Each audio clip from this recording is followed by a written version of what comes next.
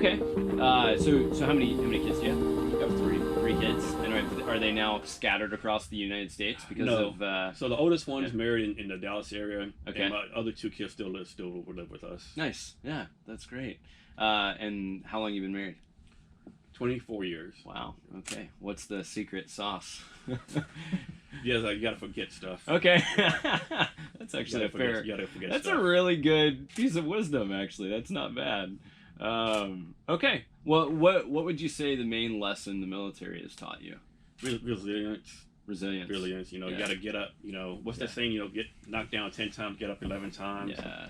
Things are gonna go your way. Always have a plan, but realize that plan is gonna go out the door. It's gonna change. Yeah. It's just stuff like that, and also, one thing people don't realize, the military is pretty diverse and pretty collaborative. Most people don't think that, Yeah. There's people from all backgrounds, all countries are in the military, and you gotta be collaborative. And the Army has this, stereotype, I'm the boss, do what I say, but it's really not like that. It's more collaboration. All the people who were like that failed as leaders. Yeah. And like I say, when I was officer Army, I would tell people, your vote counts. Yeah. But maybe not all the time. But I'm at least gonna take your input in, and Yeah. Yeah, that's great. I feel like all of my friends who are like former veterans and have gone on to business, right, and have overcome the hurdle of mental illness, right? Because I know that's a big thing when you go into any type of war space, just with post-traumatic stress and all of that. But the folks who've kind of come out on the other end always seem to be successful in business and dedicated to what they're doing, and people of absolute integrity. And it's just, there's something about that systematic training that gets you to that place. Yeah, they definitely put in the will to win, will to the drive to succeed. It's like embedded in you from the earliest time in the military. Sure, yeah. And sometimes it could be a detriment when you get out because you're so driven. You kind of like, now what do you do? You kind of like overshine your boss, and my first job out of the military, I purposely I'm gonna like not do everything, like kind of calm down and like not be a driven. And the person who was in charge of, hey Jason, you're doing a great job, but can you basically he said you kind of make it look at people bad. Wow. And I thought to myself, I'm like performing like 40% capability right now. Like we work day on, day off. Like, and most people in the military have that same mindset. Yeah. Well, that's a good segue. So it seems like with Bunker Labs and a couple of these other nonprofits that are really trying to empower veterans to utilize that energy, that drive, to become entrepreneurs, right? Because that's exactly what it means to be an entrepreneur. It's this constant driving towards greatness. So let's talk a little bit about Cavness HR. What drove you to start that, and what's that like? Quick story.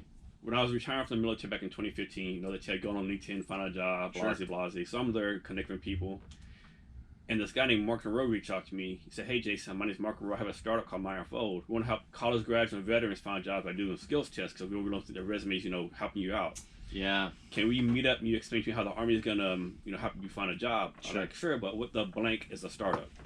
I had no clue, no concept, no at all, right? So we met up. He started talking about, minimal viable product market fit, lean startup, all these terms. And a light bulb went on my head. I said, well, you haven't said anything about HR. Why is that? Oh, HR, we do that down the road. We don't have time for that, Another light bulb went off. So, well, let me, work for your startup. I know it'll be free, but, I'll be getting some valuable experience, learn how to do other stuff. And he said, well, let me think about it. But me being me, the Army mentality, I pretty much hired myself. Started going to meetings, started making products. And so before I forget, an interesting side note, the person who did our marketing and person who did the design went to high school my daughter were in Korea. Oh, no way. Yeah. That's awesome. Yeah, that's pretty cool. That is cool. So like most startups, they didn't make it. So I was there for like 2 years. Like I said, I did everything except code and design, but we didn't make it. But in my back of my mind, maybe this might be a business idea, do HR for startups. That evolved to startups for companies with less than 49 people because, most startups don't have money at all, Got it. So, I did some research. According to Small Business Administration, there's over 5 million small business in the United States. Most of HR, because, a guy like me, like 50,000 plus 80,000, 50 to 80,000 a year plus benefits. Mom and pop store can't afford that. Yeah, of course. All those HR concerns, they charge like up to $300, $400, $500 an hour. And in my mind, they like under deliver value and overcharge. Of course. So then, they tell you, validate your idea. So for a 6-month period, I talked to 331 people, either like small business owners, people in tech startups. I just make sure I didn't know them, Sure. And it's surprised how you just ask somebody to, they'll go meet with you. Mm-hmm. So, Same with podcasting, yeah, right? It's like, hey, exactly. I'd love to have you on. Yeah, I'd love to be on. Yeah. Yes, exactly. Like That's 50% said yes. Yeah. And so of those 30 and 31, 71% said they would pay for HR. Okay. 19% said no, and the rest said pretty much no FHR. Wow. Yeah, and this, been going at it since then, like Yeah. being through a whole lot of people, just meeting people, any kind of tech company, the tech is a challenge, especially Sure. here in the Seattle area, because people think there's a lot of developers here, and there are, but Mhm. of course, Amazon, Microsoft, they take all them up, so it's a course. challenge. And Of course. like I tell people, like you can give people equity in a company, but to me, that's the same as saying, I'm gonna give you 1% in Cavness HR. I'm gonna tell you, hey, I'm gonna give you that pot of gold and the rainbow is yours. Sure. It's probably not gonna happen. Yeah. So it's always a challenge. Yeah, that's interesting. So, 49 people that you're recruiting, like a 49 or under, Yes. is what your company is. So what does that business typically look like? Is that mom and pop shop? Is that like, who are you recruiting for mostly? It could be as long as it's 49 or less. Okay. It could be any industry. We're just focused on it right now. Right now we're focused on the Seattle Tacoma area, Mm-hmm. but we want to be a nationwide company. Yeah. So we're doing like the marketing nationwide. Sure. Like putting real relationships. Sure. Like I always tell people, we're not selling donuts or cookies. Sure. It's going to take like 10, 20 touches for anyone Of course. gets with us. Yeah. Personally, I just went through a transition and recruiting process to leave my brokerage Windermere, which I love them. They're great. To join Compass. But Compass is better in my opinion. And the experience I had through that transition, I got to see firsthand what recruiting does, how HR touch points are so powerful. And I think it's easy to see, if you don't see the human being as an actual resource, right? Human resources, and you're not taking care of that human, they're going to go elsewhere, right? If they don't feel valued in some point. So like all of these little touches where individuals from the company reached out. Literally last night, the CEO of the company, he's worth like $100 million or something like that, called me on my cell phone. It's like, hey, I just want to say thanks for joining and really excited you're here. I'm like, what in the world? That is so cool. People don't realize how important that is. That Yes. employer branding, like you'll never forget that. Yeah, Like, no. like, employer branding as part of HR is so important, and people just feel it over and over again, I think. Yeah, absolutely. So, okay, so tell me what makes you different besides recruiting for 49 or less. What about your company is different from the typical HR company? So for example, it's 49 or less, and the plaintiffs, I suppose we have 10 companies in Kansas we're taking care of. Sure. The plaintiffs have an actual HR person in Kansas to take care of them. For a lot of other HR companies, they'll be like in California, Washington. Right. The HR person will be in that state, so we're doing that differently. Sure. Also, we're gonna have a thing called responsive HR advice, and right now it's set up a Slack channel. But basically, you'll call or email us when you want to if you have great. a question. Yeah. For example, 2 examples I use. I probably need to come up with better examples. One example, you might, we have a company in Kansas. They call the HR person in Kansas. Sure. Or email them, whatever the case may be. Hey, Cavness HR. John Smith hasn't been working 4 days. Can I fire him? And we'll talk through that. Or Cavness HR person. Mary's not working out. She's failed a PIP program. She's toxic. We're gonna, we decide we're gonna let her go next Tuesday. Yeah. But she told us she's pregnant today. What do we do? And we're talking through that. How do you navigate that? Yes. Yeah. What do you do? Well, I know a lot of people would say get rid of her, but I would say think about your employer branding. Sure. Because even if she's at fault of everything, no one's going to believe that. They're going to say this company fired a pregnant person, and you're going to take a hit. Yeah. So let's find out another way to work through this. Sure. Maybe it's a really generous plan to let her, or put in a position or work something out. Or something out. Because she's going on social media, they're going to share it, and you're going to get slaughtered. Yeah. It is interesting in our current climate today how we immediately go to the edges. There's no black and white, which all is the way really to the left, frustrating. all the way to the right. I know, and I that actually is boring to me because it's not nuanced, right? Like I want to be able to take apart complex situations, right? One of my favorite podcasters, Pete Holmes. I don't know if you listen to his podcast. You Made It Weird, but he was talking about like he's a vegan, but he occasionally will eat a cookie or eat a piece of fish. He's like, I wish Democrats and Republicans, right or left, could at some point eat a cookie, and kind of just see things the opposite direction and understand where people are coming from. Because I do think in our climate that's really tough. You're absolutely right. I think it could be detrimental for that to get out there and that soundbite to be like, company fires pregnant woman without no other background or nothing else. No, exactly. And there's no it's a clickbait headline that all of a sudden now it goes viral. Yeah. Everyone broadcasts the company got a business. Yeah. Worst case scenario. It's tough, man. Well, so is the goal eventually? Will that be like PR, branding, or controlling those types of crazy things at some point with Cavness, or do you just want to just to help them out, but we want to focus on HR. On HR. Okay, cool. Why is HR important?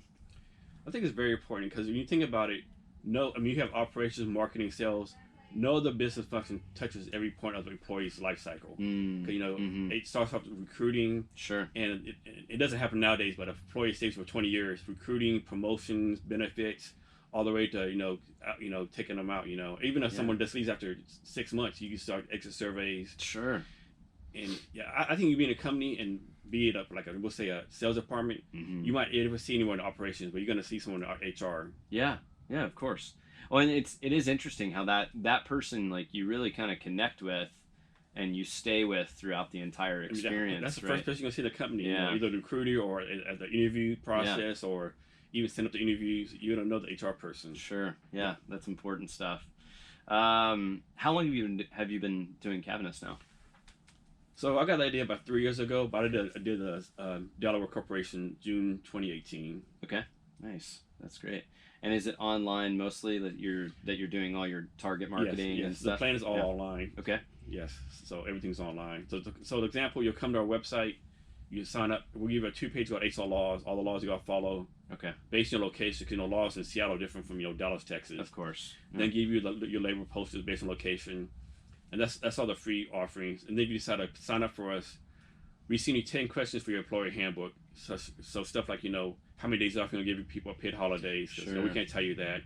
Then we have you give a welcome message, closing message. Sure. So one thing we do, a lot of HR people, a lot of people think handbooks of compliance, don't do this. But we try to start more like culture and values. This is a document you should give your employees to show what culture you want to have in your company. Sure, yeah. And then from there, we use a question to do the HR policies and have everything online in the cloud, so to speak. That's great. And then also like job descriptions, response to HR advice, that kind of stuff. That's great. Very cool. What are some of your favorite companies you're working with right now? So Business Impact Northwest is a good company. They're a nonprofit here in Seattle. Nice. They help non-traditional businesses like the LGBTQ community, minorities, veterans start businesses. And they're actually doing a pitch competition right now called Impact Pitch, where you can vote for the company. Nice. I think there's 20 videos. 20 companies with videos. You vote for one, and I want to say September 19th they do a pitch competition. No way. That's cool. It's pretty cool. That's great. Very cool. Well, let's transition a bit. So you're a leader at Bunker Labs. Yes. Let's talk a little bit about Bunker Labs and what they're all about. So Bunker Labs started in 2015. It's a national nonprofit to help veterans become entrepreneurs, veterans and military spouses. Because we all know there's all these organizations out there for jobs and mental health, but there's nothing out there for helping veterans start jobs. Sure. Yeah. So which can also be depressing, I think, right? Like if it's all just about helping me overcome and not actually move forward, like what's the point? It's one of the things like Bunker Labs, they're based out in Seattle. We work in South Lake Union is their like space, and it's so cool. Like it's this cool tech forward, very like hip place where you can go and you can like think through your ideas. It's offering this elevated space for you to bring your idea to reality. Yes. So talking about rework. So Bunker Labs, we have a partnership with Rework called Veterans of Residence. Nice. And as part of that, Rework provides 10 veteran entrepreneurs and military spouse entrepreneurs free space in 15 cities. Oh, no way. With Wow. Seattle and Lakewood being Seattle and Lake Union being one of them. And that's a perfect segue because we're actually taking applications for the next Veterans of Residence. Whoa, okay. And nice thing about Veterans of Residence, so like we would say like Tech Stars and YC Combinator, they're all like tech companies. Yeah. But we take anyone. That's awesome. So the VIR, I was in a couple courses again, and I'm trying to do a tech company. Sure. We're at a nonprofit. Someone's trying to be a marijuana app. Nice. Someone had a drone company. So we take all kinds. That's awesome. So we have an application right now. We'll put the link to the show notes. The application is in September 2nd. and I'm pretty much the city leader for VIR, so I'm sitting in the program for all that stuff right now. Yeah, that's great. And it's supposed to start October 1st, and it's 6 months. So we Okay. like bring speakers in, mentors, all that kind of stuff. The whole thing. Okay, Yeah. so if you're a veteran, go check that out because that actually sounds pretty awesome. Plus, to just expand your community because I'm guessing you're going to meet more veterans who are entrepreneurs. Yes, we have our own program. Rework provides programs for us. We have meetups once a month, so it's a great program. And that's the people you meet, you know. Yeah. All right. We're fans of WeWork on the podcast. So, all right. Let's see. Here is. We talked a little bit about the political environment. Let's talk honestly. Let's talk about Seattle. Okay. So, on the scale of 1 to 50, right? Where does Seattle lie in our country when it comes to energizing and empowering veterans? Is that something that we're doing well? I think so. I think so. I mean, I think this whole state of Washington in general does a good job of it. That's great. And like I tell people, like Seattle is a great place as far as entrepreneurship, taking care of veterans. Sure. It's a lot of energy behind it, and you got to think about the economy here is booming. It's way worse places to be at than here. Yeah, for sure. I mean, if you want opportunity, if there's a lot of money to be made here, a lot of opportunity. Of course, you got to go out and hustle and get it. Yeah, no one's going to give it to you. Of course. But the networking opportunities, I mean, pretty much every day in the Seattle area, there's some kind of network meeting going on. Yeah. You just got to reach it. You got to make an effort. You know, you can't just stay at home or, you know, and boo hoo hoo, the war's against me. You have to get out there and, you know, grind and hustle. But I mean, the opportunity's there. You just got to meet the right people, and the people want to help you here. I mean, if you just say I'm a veteran, they just immediately turn to you and how can I help? That's awesome. That's really good. Do you feel like you know there seems to be this connection between veterans and homelessness, right? Like you see a lot of the guys flying signs. Homelessness is something that I'm really passionate about, primarily because I make my living off selling homes. There is this direct connection of unaffordability to homelessness. There's also, of course, drug use and all of that other stuff. But do you feel like we could do better when it comes to supporting veterans who are going down that road, or do you know even what leads to that? Is that just typically substance abuse? Yeah, I might get sent for this, but first of all, I'm willing to bet most of the veterans, people out there who are signs said veterans, I'm willing to bet most of them are not veterans. Are not vets. I could be wrong, you know, 'cause some of them are, of course. But you always hear stories that, you know, people just make a sign, you know, because here's a veteran. It's inspiring. Here's a sign, and you give you $1. Yeah. And then, you know, there's so many resources out there for veterans. Mm-hmm. I mean, and literally hundreds of them here just in this area. Of course, the challenge is it can be overwhelming sometimes, you know. Yeah. The amount of choices. Yes. Even. And I think sometimes, like, not just homeless people in general, I think, you know, some of them, you know, get used to the lifestyle and just, you know, they're content, so to speak, you know. They don't make the effort. But, you know, mental illness has a lot to do with it. Drugs has a lot to do with it. Sure. And my solution, you know, is this. Of course, I realize, you know, a lot of homeless people, they burn bridges, you know, stuff like that. But every person who's homeless or in a bad spot has a family member or a friend who wants to help them out. Sure. But how do you connect them, you know? Like, how do you get them to do the connection? Of course, like I said, they might have, you know, built some bridge and, you know, went to the daughter's house or parents' house and stolen everything. Stolen something, yeah. So I'm not really talking about that. That's a different case. But I'm going to bet a lot of people are homeless in a bad situation. There's someone they could call. Like you know, if a long-lost friend called me and said they needed help, I would do something for them. Sure. At least I would hope I would, you know. Sure. I hope I would anyway. I just think that's one way to solve it. But first of all, the homeless or the person has to ask for help. Yeah. And I think pride comes into it.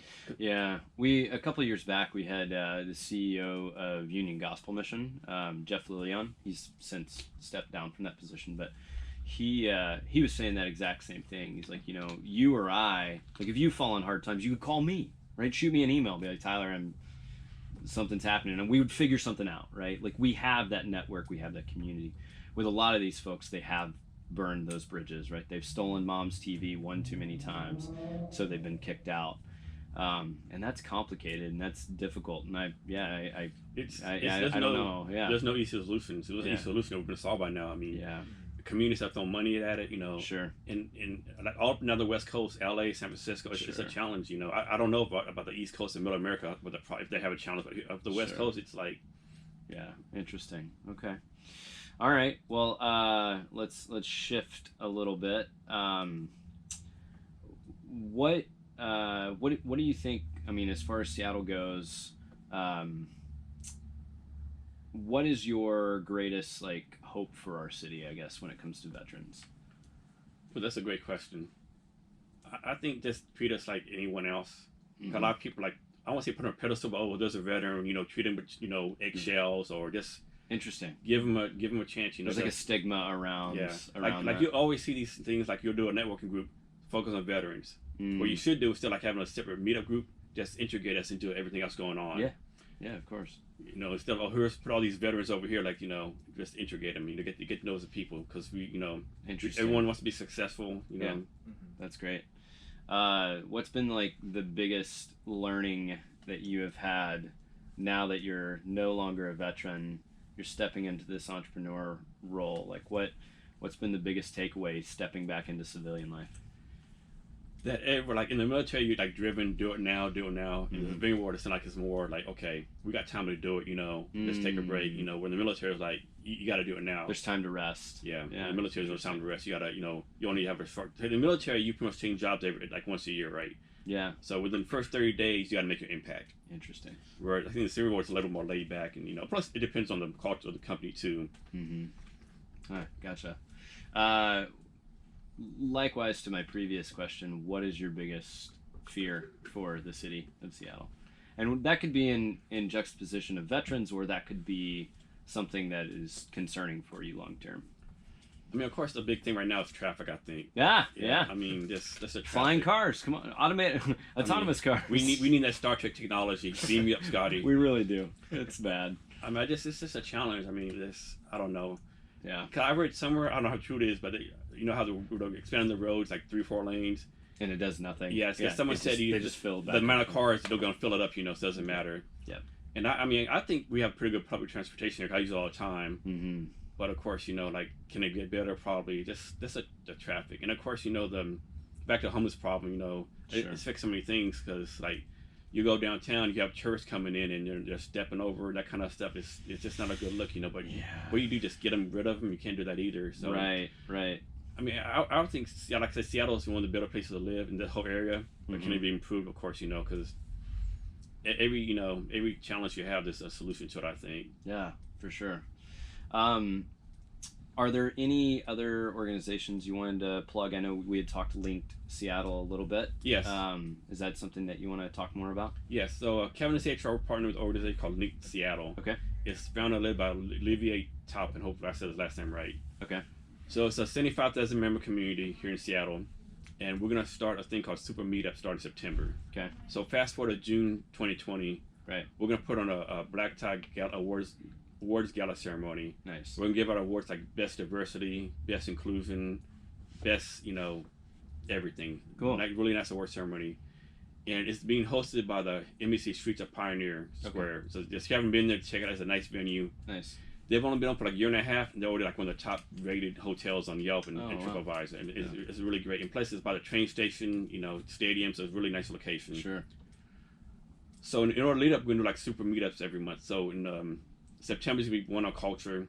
It's gonna be different hubs. So we're trying to like do the vertical and horizontal sectors. Yeah, that makes sense. So we're gonna have like tech, HR, sales and marketing, operations and finance, and there's one more that's accepted right now. But I put the link I'll send the link to you.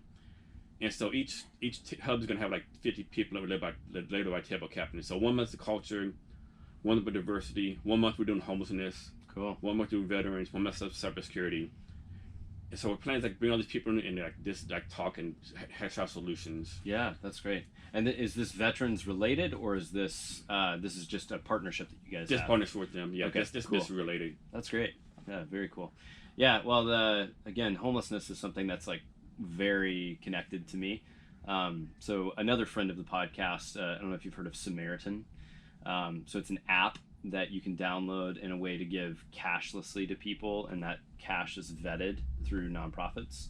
And so they have to actually go to these organizations, meet with advisors, counselors, things like that in order to even get the cash. And the way they spend the money, it's on a card or on an app. So they can't go off and buy booze or anything like that. So it's this really interesting juxtaposition, because most of the time, people are, hey, I need $50 to buy a pair of shoes because I have an interview, and I have to buy non-slip shoes or something along those lines. So every deal that I do in Seattle goes towards that company to kind of help fight homelessness. Yeah, and Link Seattle, we're giving 10% to a homeless organization Awesome. too. Yeah. Oh, nice. That's great. Every meetup we do is like 10% is going to charity. That's cool. That's really cool. Okay, excellent. Anything else that you want to plug before we call it quits? So we talked about Bunko Labs, talking about Cavness HR, linked Seattle. No, I think that pretty much covers it. And thanks for having me. This is a great conversation. This is great, man. I've really enjoyed it. What piece of wisdom do you want to leave the city of Seattle with? So our motto is like be great every day. I like that. Be great every day, and just every day try to add value and solve a problem. I mean, it's as simple as that. Be That's nice. All the stereotypical things. Sure. Yeah. Well, this has seriously been a treat. I really appreciate it, Thank you. Jason. Anything Rise Seattle can do for you, just let us know. All right, Seattle, have a great day. Go be great today. Add value to wherever you are in your workplace. And yeah, we'll see you next time. Thank you very much.